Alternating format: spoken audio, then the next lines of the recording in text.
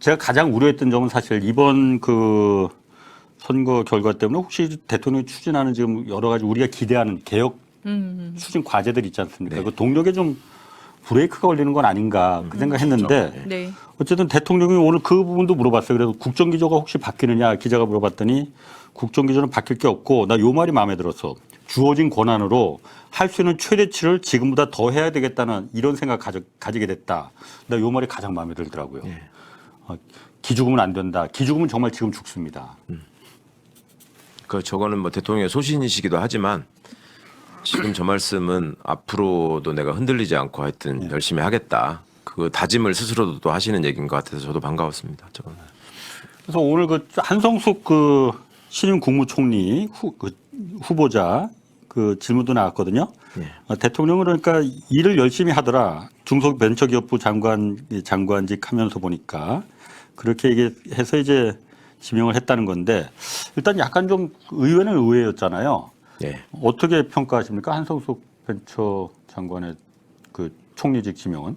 저는 오히려 지금 비서실장이 총리를 할 거라는 말들이 많았잖아요. 네. 아마 그렇게 가지 않겠나. 가장 유력했죠. 예, 근데 그러지 않고 오히려 유임을 시키고 신임 총리로는 기업 CEO 경력이 거의 다고 지금 이 장관직은 1년 정도밖에 안 됐지 않습니까? 그렇죠. 그래서 어떻게 보면 정치 경험은 없고 그 공직 경험 자체가 없는 거예요. 그렇죠. 사실. 그 그래서 점이 좀 약간 좀 우려가 되긴 했는데 저는 오히려 그걸 어떻게 봤냐면 이제 대통령이 1년 정도 국정 운영을 해 보시니까 네. 본인이 정무 판단이나 지금처럼 김민석 총리처럼 협업을 하고 동지적으로 정무적 판단이나 정치적 판단을 같이 할 수 있는 국무총리는 1년 정도 소임을 했으면 됐고 다음 이제 국무총리직은 내가 원하는 국무총리직은 내가 말하는 거 그대로 집행할 사람.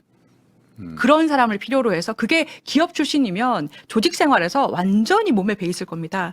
원하는 대로 조직이 원하는 대로 척척척척 일을 나눠서 하는 사람. 네. 그런 사람이 필요했는데 적임자라고 판단을 해서 그리고 지금까지 실적이 좋았어요. 일하면서. 그래서 지금 한성숙 후보자를 지명한 게 아닌가라고 생각해서 전 이것도 대통령의 정책 본인이 운영하는 방향 속에서의 선택이다.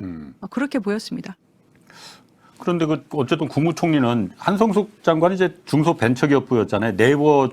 네이버에서 이제 대표를 하고 그런 그쪽이었었으니까. 그런데 국무총리라는 자리는 사실 AI만 하는 게 아니고 그렇죠. 국방과 외교, 뭐 법무 모든 걸 전체 행정부처를 총괄해서 관리해야 되는 그 또 대통령 대신해서 이제 국무회의도 주재해야 되는 거고.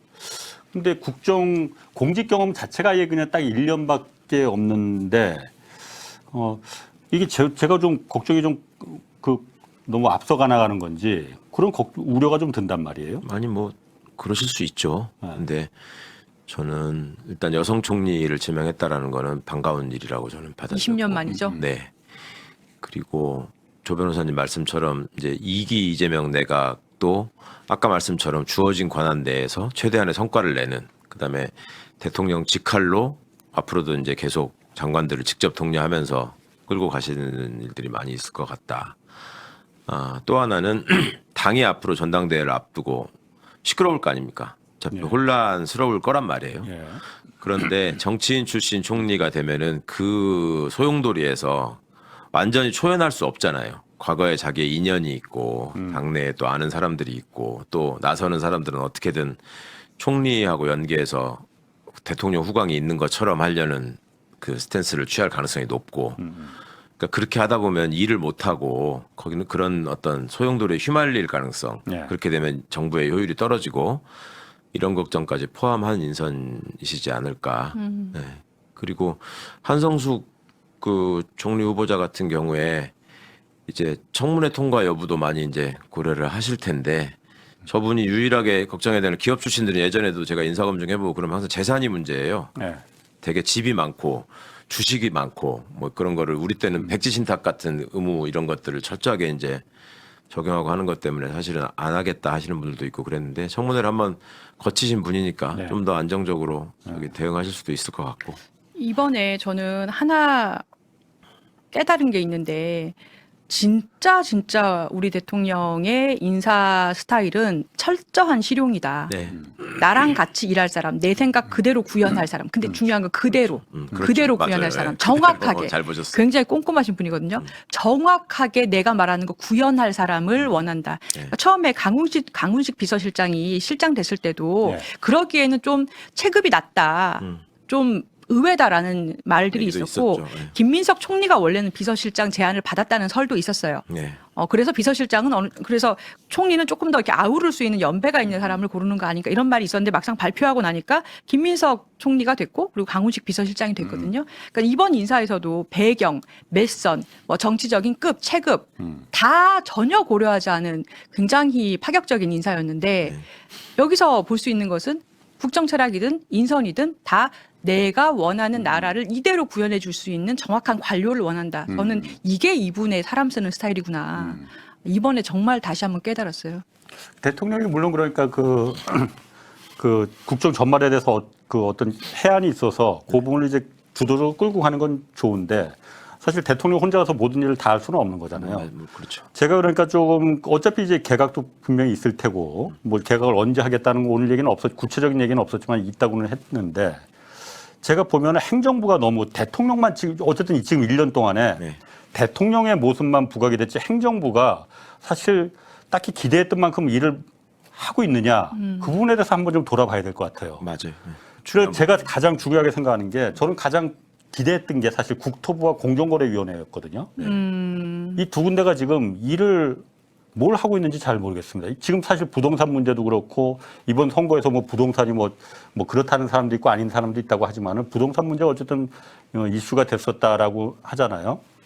사실 그런 부동산에 대해서 지금 공급 대책 특히 그러니까 공공이 공공의 역할을 하는 그 주택 공급 대책에 대해서 나올 때가 벌써 지났는데 안 나오잖아요. 그런 부분에 대해서 왜 그 국토부는 뭘 하고 있는지 대통령만 왜 자꾸 모든 일을 다 하려고 하는지 또 가장 제가 늘 말하지만은 우리나라에서 공정거래위원회만 제 역할을 하더라도 진짜 공정하게 그 위원회가 역할을 하더라도 한국 사회가 정말 이렇게 난장판이 되진 않았을 거라 저는 그렇게 믿고 있거든요. 저는 주병기 위원장 사실 굉장히 기대했어요. 근데 학자 출신이라서 그런지 딱히 지금 몇 달이 지났는데도 뭐 이렇게 존재감이 잘 안 보이는 것 같더라고요. 물론 밖으로 안 드러나게 뭐 이렇게 하는지는 모르겠지만은 그래서 앞으로는 좀 내각이 행정부가 역할을 좀 했으면 좋겠어요. 저는 앞으로. 그 두 가지일 수 있죠. 이제 정작 그 행정부 구성원들 장관 이하 이제 공무원들한테 물어보면 굉장히 힘들게 일하고 있다. 본인들 이렇게 얘기하고요. 근데 외부에서 보는 사람들은 공무원들이 일을 안 하는 것 같다. 이런 괴리가 있어요. 진짜 현실적으로. 예. 그게 좀 우리 정부가 걱정해야 될 문제인 것 같긴 해요. 그러니까 일을 공무원들이 안 하고 있다라고 말하는 사람들은 대통령만 쳐다보고 있다. 대통령 입만 쳐다보고 있다. 이게 이제 주요 논거고. 그렇지. 예. 또 일을 열심히 하고 있다라고 하는 거는 대통령께서 국무회의 때 그 세부적으로 지시하시는 거 안 봤냐. 그거를 우리가 어떻게 안 하냐. 정말 그것 때문에 날 새고 있다. 이렇게 얘기를 해요. 예. 그러면 안 하고 있다라고 하는 사람들의 눈에는 이거를 해야 되는데 대통령이 말씀 안 하시니까 그건 안 하고 대통령 말씀하시는 거 한다고 날 새는 게 그게 일하는 거냐 이런 식의 반론이 있는 거죠. 그러니까 그거를 제대로 그렇게 돌아가게 하려면 소위 장관으로 가시는 분들은 그 집단을 대표해서 그 집단을 보호하기 위해서 가는 사람이 아니에요. 당연하죠. 네. 당연하지. 국민을 대신해서 그 집단의 공무원들을 통솔 해가지고 국민이 뽑은 대통령이 지향하는 바 주권자의 뜻이 어디 있는지를 구현하는 일을 해야 되는데 지금 국무회의 때도 보면은 대통령이 말씀하시기에 앞서서 몰라 중계가 안 되는 건지 모르겠는데 제가 장관으로 와서 보니 우리 부처 관할 업무에는 국민들께서 바라는 게 이러는 게 있었는데 이게 이러저러한 이유로 안 되고 있어서 제가 요거를 이렇게 하라 하고 지금 준비하고 있다. 그렇게 얘기를 하면 대통령이 되게 반가워할 것 같거든. 근데 보면은 늘 이런 거 있잖아요. 이게 어떻게 된 거죠? 이렇게 물어보면 장관들이 그거는 뭐 이렇습니다라고 하면은 그러니까 그거 가지고 지금 효과가 있겠냐고 내가 말하는 거 아닙니까? 이런 식의 대화가 많이 오갔잖아요. 그거 많이 봤어. 네네. 네. 그러니까 그런 점들을 이기 내각에서는 좀 많이 생각하시면 그리고 또 그런 것도 있어요. 어찌 보면 부동산 정책 아까 말씀하셨는데 제 예전 청와대 경험 이렇게 생각해 보면 그건 국토부 장관이 주도할 수가 없는 정책이거든. 물론 그렇지. 금융이니까 부동산은 사실. 그러니까 이제 관련 경제부처를 청와대에서 총괄하는 사람이 딱 방향을 잡아가지고 이렇게 역할 분담을 해야지 토론으로 하다 보면 날새요 이게. 기재부 입장 다르고 금융위 입장 다르고 국토부 입장 다르고 이래가지고 그런 것도 이제 있죠. 지금 그 생각이 드네요. 대통령 분들이 스타일이 있잖아요. 김대중 대통령께서 정말 천재셨는데 다 받아 적으려고 기다렸다고 하죠. 말씀 주시는 거를. 그리고 노무현 대통령께서는 풀어놓고 진짜로 토론해서 진짜 반영을 맞아요. 하셨잖아요. 근데 이번 한성숙 후보자가 총리에 지명된다면 어쨌거나 대통령 부담은 대통령의 책임과 대통령의 권한 부담은 더 커진다. 예. 본인이 그렇죠. 결정할 수 있게 더 많아지고. 그 걱정이죠. 대통령 체력이. 뭐 하여튼 개각에 대해서 구체적인 언급은 없었지만은 뭐 많은 분들이 그걸 좀 물어보더라고요. 그 민정수석 교체가 네. 이번에 되느냐 안 되느냐. 예. 그 일단 교체 됩니까? 필요성은 어떻게 보세요? 아니 필요성과 가능성은 다들 바뀌어야 되고 바뀔 거다라고 많이 얘기하더라고요. 교체해야죠. 청와대 안팎에서 뭐 당이건 어디건 이렇게 얘기하는데 예. 대통령께서 기본적으로 과거 민주정부에서 민정수석실에 주었던 업무나 기대는 많이 없는 것 같아요. 그런 기대는 네. 그 기대가 없기 때문에 검찰 출신의 실무형 인사들을 그 자리에 써서 예. 필요한 부분 아까 말씀처럼 대통령이 원하는 바를 그대로 실현하는 사람으로 생각하시고 처음에 민정수석실 라인업을 고르신 것 같은데 최근에 왜 비서관들도 맞바꾸고 그랬잖아요. 공직기관 비서관이 민정비서관이 되고 예. 민정비서관이 공직기관 비서관 자리로 가고 뭐 상당히 이례적인 인사인데 하여튼 내외부에서는 민정수석은 바뀌지 않겠느냐라고 하는 게 다수설이긴 한데 예. 그럼 후임자를 누구로 할 거냐라는 게 여러 설들이 있고 예. 정말 여러 설들이 난무하더라고요. 그래서 일부 보도도 되고 또 일부 기자들이 저한테 전화해가지고 확인 전화도 하고 그러던데 가냐고? 제가 가냐고요? 그래서 어디서 그런 낭설을 듣고 예. 전화를 할 정신이 있었냐 네. 그랬더니 뭐 여기저기서 뭐 그런 얘기가 있는데 여기저기서 그런 얘기 있는지는 몇 년 됐다 예. 그랬더니 하여튼 그거는 뭔가 그 제대로 된 정보나 가닥이 안 잡히고 있다는 거고 굉장히 뭔가 그 여러 생각을 갖고 인선을 하고 계시는 것 같아요. 그러면 이걸 한번 좀 물어볼게요. 그 경험을 하셨으니까 문재인 정부 때. 네. 그 민정수석 같은 경우에 꼭 검찰 출신, 그래 검찰을 잘 아는 검찰 몇몇 인물들의 면면을 다 알아서 그립감을 가질 수 있는 그런 사람이 꼭 필요한 겁니까? 저도 이거 그거는 이제- 궁금해요. 보기에 따라 그런 거로 다른데 따지면 최강욱은 아웃이 안 돼. 그러니까 검찰의 속성은 예. 확실히 파악하고 있어야 되는 게 굉장히 중요한 것 같고요. 예. 왜냐하면 이게 여러 번 말씀드리지만 본질이 이게 공직자 집단이라기보다는 이게 정치 조직화돼 버렸기 때문에 이들의 어떤 그 술수를 알지 못하면 예. 연달아 뒤통수 맞고 항상 시끄러워지고 하는 일이 있어서 그 다른 한편으로는 또 좀 검찰이 무서워해야 되고 그렇지 않고 그냥 검찰이? 대충 검찰이 무서워해야지 그 존재만으로 예. 저는 하여튼 그렇게 생각했어요. 그래야지 개혁 작업을 추동할 수 있다. 그런데 그런데. 지금 대통령님 생각은 다르신 것 같아요. 어떻게요? 그러니까 처음에 예를 들어서 오광수 수석이나 뭐 그랬었지. 봉국 수석 이렇게 이어지는 과정. 검찰의 경험이 꼭 있고 거기 출신이어야 된다 이렇게 생각하는. 그렇죠. 이제 것 같아요. 칼은 칼로 치는 거지. 네. 그러니까 내부 사정을 경험하고 아는 사람이 제대로 된 어떤 진단과 처방을 할 수 있다라는 생각이 우선이신 것 같고 잘 모르는 사람이 거기에 대해서 뭔가를 하려고 하면 파열음만 커지고 실제로 결과물로 이루어지는 거는 많지 않을 수 있다. 그게 과거 우리 민주정부의 경험 아니냐. 그런 생각을 하셨을 것 같아요. 근데 문제는 안 치잖아요. 안 치잖아요. 칠 줄은 알겠죠. 네네. 쳐야 될 때 안 치잖아요. 그렇죠. 그게 그러니까- 속이 터지는 거 아닙니까? 그러니까 이제 이게 장단점이 항상 있는 거잖아요. 그런 판단에. 그러니까 지금 봐서는 과연 이게 내 동생들인데 성공적이었나. 내 손으로 어떻게 쟤네들 목을 쳐. 저도 그런 부분은 이해는 갈 수도 있을 것 같아요. 그렇죠. 저 어쨌든 저도 이제 언론에 많은 이 사람들이 있지만 어쨌든 제 손으로 하기에는 맨날 보고 뭐 아웅다웅 하긴 했지만은 자주 치시잖아요. 아니 그래도 사장으로 가서 치는 거하고 안 치는 척 하세요. 그러니까 KBS 사장이 MBC 사장 가가지고 뭐 치고 정리할 수는 있지만 MBC 출신이 KBS 가가지고 KBS가 가가지고 하기에는 한계가 있지.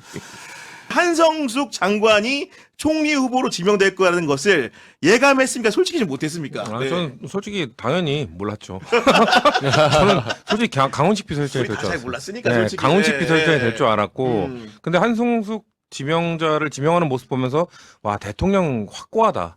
2년 차 때 일하겠다. 난 일할 거야. 나는 1년 차 때가 김민석 총리 정치인이었죠. 네. 왜냐면 정권 교체 직후니까 그거에 대해서 그거를 컨트롤할 수 있는 정치인 출신. 2년 차 때부터 다 본격적으로 일할 거야. 그러니까 아까 말씀하셨잖아요. 오늘 기자회견하면서 딱 그 슬로건 내세우면서 지방선거 승리하고 딱 내세우면서 총리 딱 한성숙 하면 기가 막힌 그림이 되는 건데 폭발적인 그게 안 건데, 된 지금. 거예요. 아. 그게 딱 실용주의로서 난 일할 거야 하면서 중도 실용주의 일 잘하는 민주당 능력 있는 민주당 이거에 딱 하고 싶었던 건데 뭔가 하나가 안 맞은 거예요. 그래서 저는 네. 한성숙 지명하는 거 보면서 아 대통령은 그래 지금 지방선거 확고하다. 지금 국민들한테 던지는 메시지는 나 일 열심히 할게. 일에 집중할게. 정치도 필요하지. 정치도 필요한데 일단 중심에 영순위에는 일을 둘게. 이렇게 저는 국가들이 설왕설래가 많았는데 대통령의 기자회견을 통해서 이 부분이 명쾌하게 해소가 된 게 이렇게 말합니다. 우리 한성수 총리 후보로 선택하는 과정도 꽤 고민이 적진 않았는데 결론은 일할 사람으로 했다 이렇게 표현을 했고 거기 부연설명이 어떻게 오냐 공무원이 좀 괴롭다고 하더라고요. 공무원들이 괴로워하는데 너무 많이 시켜서 그 괴로움을 다른 공무원들도 좀 느끼게 해주고 싶습니다. 이런 말을 합니다 지금. 네, 좀 나눠봐라 총리 돼서. 그렇죠. 네. 어쨌든 비정치인 출신 총리가 잘 안 되잖아요. 민주당에서는 원래 다 정치인 출신들이 총리가 돼 왔는데 새로운 패러다임이 열린 것 같고 아무래도 하마평에 있었던 정성호 장관이나 강훈식 비서실장은 지금 하고 있는 역할이 굉장히 중요하다고 판단하시는 것 같아요. 맞아요. 네. 자리를 옮길 수가 없다. 이거 대체할 수가 음. 없는 지금 뭐 검찰 개혁 이런 것 때문에 또 방파제 역할을 해야 되고 정성호 장관은 그것 때문에 많이 힘들어하십니다만 계속 좀 고생하셔야 되고 강훈식 비서실장도 잠이 부족하고 지금 뛰어다니지만 네. 더 이상 잘할 사람이 없다. 좀 버텨 이런 메시지 아닐까 싶습니다. 저희는 저희 방송에서 이제 제가 이제 물론 이것도 이제 사후 약방문이어서 좀 덧대서 좀 과장해서 말씀드립니다만은 강훈식 정성호 이제 두 분을 독대한 게 제가 혹시 이제 한성수 후보자를 지명하려고 이런 사전 설명을 한 게 아니냐 검증을 같이 했으니까 이런 얘기를 좀 드렸었는데 뭐 결론이 이러니까 제 공으로 돌립니다 그냥 이런 거 이런 좀 말씀 결과가 중요하죠. 이런 말씀 좀 네. 결과로 얘기하는 겁니다. 이런 말씀 좀 부산 드리는 국가 거고요. 평택을 결과가 중요한 거예요. 아니, 왜냐하면 솔직히 말해서 우리 민주당 정부에서는 총리가 대부분 정치인 출신들이 많았고 그러니까요. 문재인 정부 같은 경우에는 뭐 이낙연, 정세균, 김부겸 다 정치인 출신 총리였고 사실 이재명 정부 초대 총리도 김민석 총리가 하셨기 때문에 기본적으로 이번에도 자연스럽게 정치인이 되지 않을 것인가. 그리고 과거에 노무현 정부 때 한명수 총리도 네. 엄격하게는 여성이기 전에 정치인이었기 그렇죠, 때문에 그렇죠. 그런 설명이 좀 뒤따랐던 것 같은데 그런 예측을 깨고 일을 열심히 하고 잘할 사람을 골랐다. 이런 평가가 좀 가능할 것 같은데 우리 이정주 기자 같은 경우에는 한성숙 이렇게 후보자로 지명이 되는 걸 보면서 좀 어떤 생각이 들었는지 궁금하거든요. 진짜 저희 속마음을 한번 얘기 드릴까요? 아, 좀 너 불안해. 나 저럴 때마다 불안해. 검증은 한시에 받고 와서 하란 말이야. 이런 얘기들. 우리 방송에서 최초 공개 이런 거 원하지 않습니다. 아니 자기 방송에서는 안 하고 자기 방송에서 검증을 하면 받고 문매를 맞으면 안 하는 거고 환호를 받으면 하는 겁니다. 원래 이게. 위험한 거는 다른 방송에서 하는 거죠. 일단 한번 해봐요. 들어보겠습니다. 지금. 미리 이게 개인 의견이라고 미리 얘기하는 거예요. 개인 의견일 뿐이라고. 망해도 이정주가 망하겠지. 그 방송이 망하겠어. 해봐. 예.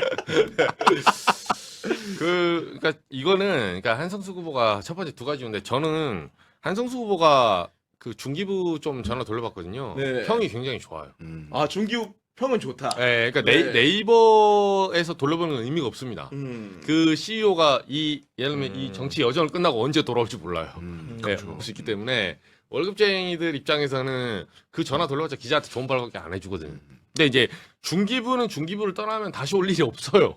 사실상 장관을 같은 직함을 아니, 두 그렇지. 번 하지 않거든요. 예, 그래서 중기부 사람들은 저는 이제 민간에서 오면 보통 막 쪼거나 보고서 체계나 이게 관료 체계랑 좀 다르기 때문에 통상 악평이 좀 나오거든요. 네. 근데 여기는 호평이 굉장히 많더라고요. 일을 잘하고 소통을 잘한다. 뭐 이런 부분들. 그리고 두 번, 좋은 얘기 지금 자락 깔아서 더 불안한데. 하나 더 해봐. 하나 더. 그리고 이제 두 번째는 사실 정성호 장관은 법무장관에 유임한 게 명확하죠. 왜냐하면 딴 거 말고 지금 이제 전당대회 8월 17일 하고 나면 10월 달에 중수청 출범하거든요. 아마 전당대회 때 불이 붙을걸요? 그 우리 민주가 소위 말해서 이 민주당 계열에 그리고 민주당 안에 가장 화약고가 어디입니까? 네. 보안수사권 문제죠. 네. 네, 그걸로 나옵니다. 싸울 거예요 분명히. 네. 네. 지금 법무장관 교체해버리면 끝장나버려요 사실은. 이건 방향도 안 잡히고. 그래서 정성호 장관은 움직일 수 없어요. 어차피 움직일 수 없는 대마고 강원식 실장 같은 경우는 일각에서 이제 이런 말이 있어요. 무슨 말이냐면 강 실장의 그 5년 정도 스케줄을 보잖아요. 그러면 원래 총리는 1년 이상 많이 안 해요. 많이 안 하기 때문에 강 실장 입장에서는 만약에 지금 총리를 맡게 되면 네. 그 다음 스텝을 할 게 없어요. 그러니까요. 네. 그리고 왜냐하면 강원식 실장은 사실상 이제 여러 얘기가 있지만 민주당 안에서는 약간 대선 후보로 키우는 그런 어떤 여러 사람을 아끼고 여러 사람을 지금 길러내는 과정이 있거든요. 그러니까 강원식 실장을 지금 총리로 만약에 급박하게 쓴다. 지금 언젠가는 총리를 한번 거칠 거라 봐요 저는.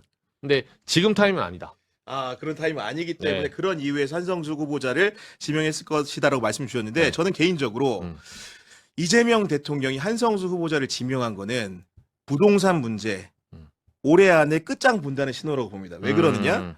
이재명 대통령이 부동산 문제에 드라이브를 걸며 제일 먼저 한 게 뭡니까? 본인 집을 내놨죠. 아 그렇죠.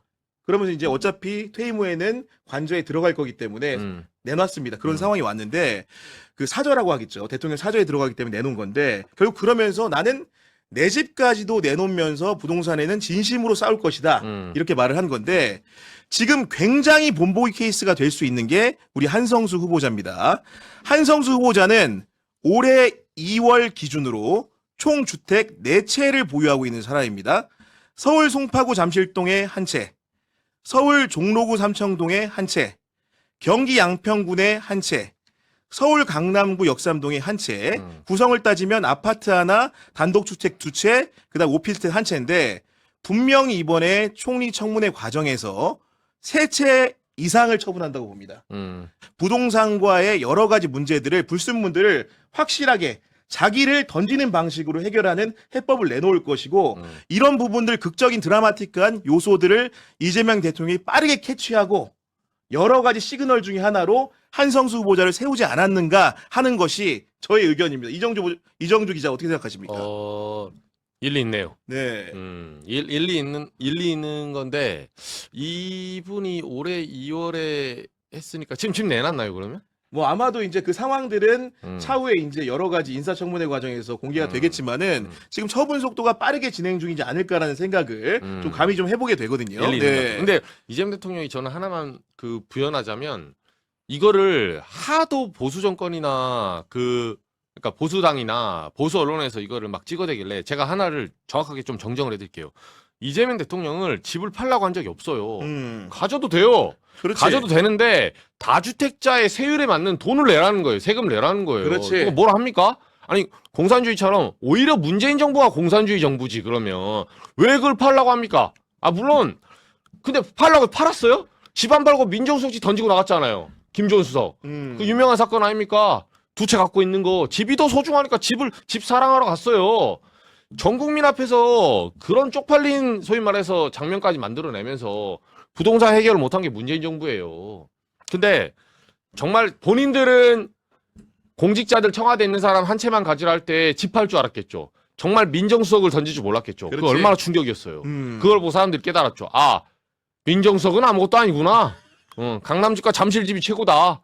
역설적으로 그런 시그널을 준 거예요. 이런 코미디 같은 짓을 한 게 문재인 정부입니다. 그러니까 그런 근데 부분에서 이재명 네. 정부는 저는 딱히 부연해서 옹호하려는 게 아니라 왜냐하면 용어를 명확하게 해야 되는 게 집 팔려고 안 한다니까요. 가지세요. 세 채, 네 채 많이 가지고 있어. 다만 세율은 많이 내라. 누가 뭘 안 합니다. 세율대로 세금은 내라. 당연하죠. 네. 당연하죠. 그러니까 스포츠카 선호대 예를 들면 스포츠 스타야. 뭐 호날두야. 뭐 메시야. 야구 오타니야. 누가 뭐라 합니까? 많이 타세요. 근데 많이 타는 거에 대해서 세금을 내라 이거예요. 세금을 안 내고 내지는 보유세가 지금 낮은 거를 OECD 기준에 안 맞는데 나는 좋은 차는 타고 싶은데 세금 적게 내고 이건 도둑놈이죠. 이런 도둑놈 신보로 안 된다는 겁니다. 네 채 많이 가지세요. 다만 세율을 적정 수준의 선진국에 맞게 높였을 때 그 세금을 내고 그걸 누리라 이거예요. 누가 뭘 합니까? 자본주의 사회에서는 그럴 수 있는 거예요. 그러니까요. 네. 네.